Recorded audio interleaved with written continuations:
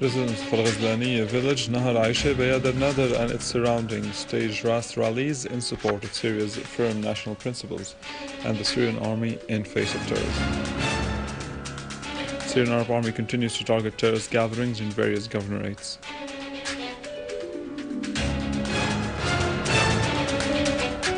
Nuclear negotiations between Iran and the International Atomic Energy Agency starts in Tehran.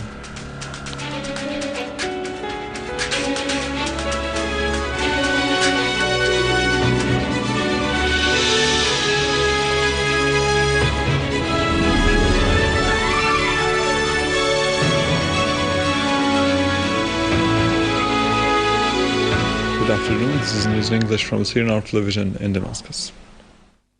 Citizens of Al-Ghazlaniya village and its surroundings, Nahar Aisha, Bayad al-Nadr and Ad-Dahadil neighborhoods in Damascus countryside staged huge mass rallies in support of Syria's firm national principles and the Syrian army in face of terrorism. The participants called for rallying behind the Syrian Arab Army in confronting the armed terrorist groups which are committing atrocious massacres against Syrian people and their public and private properties. They also emphasized complete support for the communique submitted by the Syrian official delegation in Geneva. In Damascus, a massive demonstration was staged in Nahar Aisha, Bayad al-Nadr and Ad-Dahadil neighborhoods in support of Syria's national principles and in confrontation of the savage terrorism.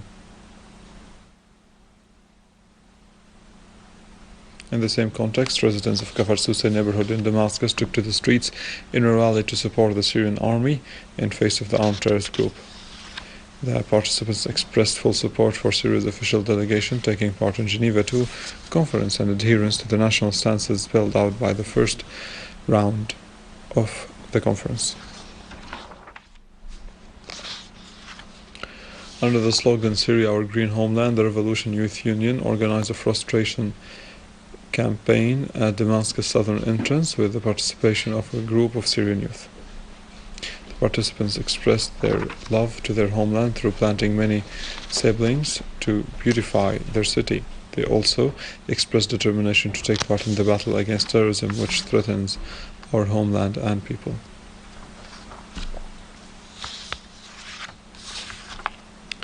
Governor of Homs Talal al-Barazi said that the armed terrorist groups violated the truce in the old city of Homs by firing mortar shells on the police command building in the old Sa'a Square. Barazi affirmed the city's commitment to carry out the agreement signed with the United Nations resident representative to get the civilians besieged by the armed terrorist groups out of the old city. The governor added that he made a field visit to the old Sa'a region on the surrounding of the old city, asking the field commanders to exercise the highest degree of self-restraint to fulfill the agreement.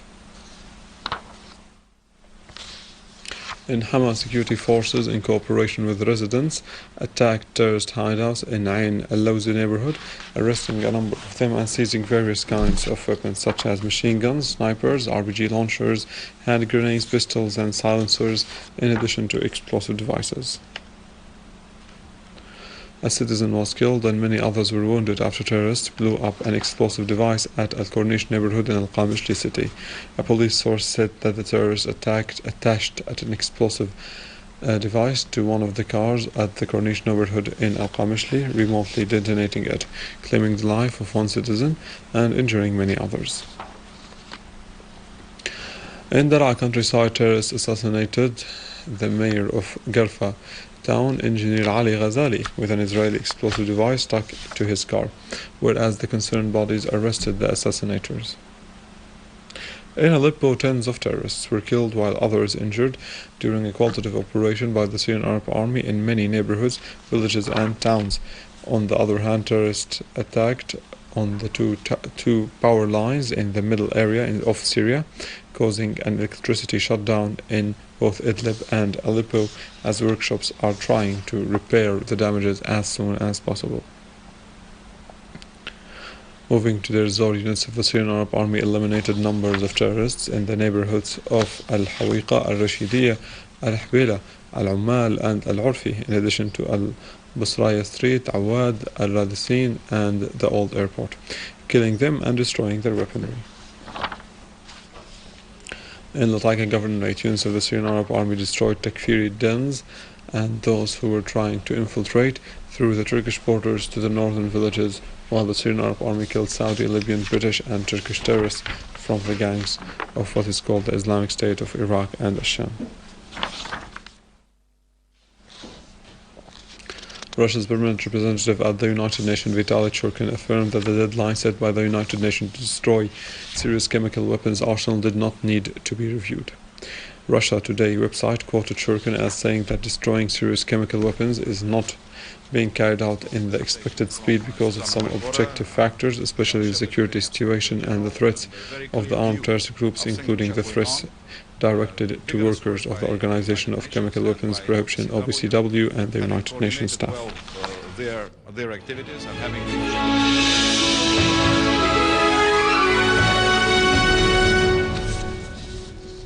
The nuclear negotiations between the Iranian Nuclear Energy Agency and the International Atomic Energy Agency, IAEA, started in Tehran to discuss mutual cooperation. Spokesperson for the Iranian Atomic Energy Agency, Bahroz Kamalundi, said that the talks would be held according to the statement signed between the two sides last November. Earlier, head of the Iranian Atomic Energy Agency, Ali Akbar Salehi, called on 5+1 group to stop political adventures during the nuclear talks, stressing that the recent US statements are useless. Going to Egypt, where security forces seized 25 hand bombs and other types of weapons in a warehouse for the terrorist Muslim Brotherhood organization in Al Giza. Egyptian security forces continued to attack dens of Takfiris, organizations and supporters of the banned Muslim Brotherhood organization in various Egyptian governorates.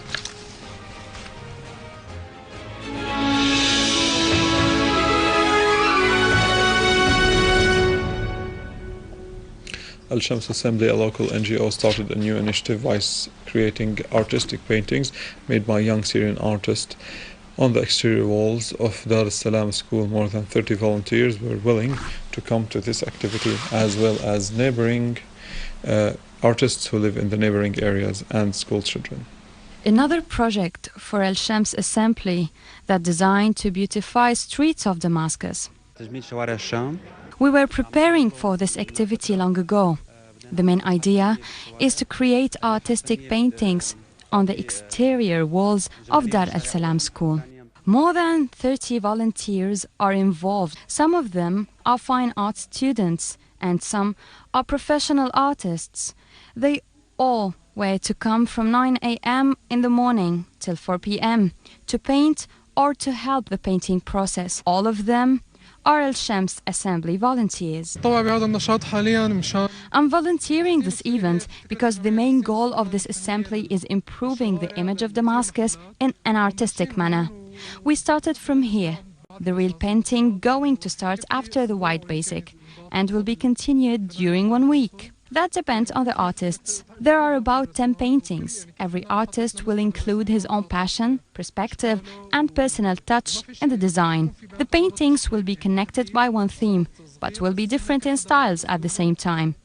Every empty wall will be a unique piece of art. The participants were not just the volunteers. Some neighbors were willing to help, either by painting with the group or offering other kinds of help.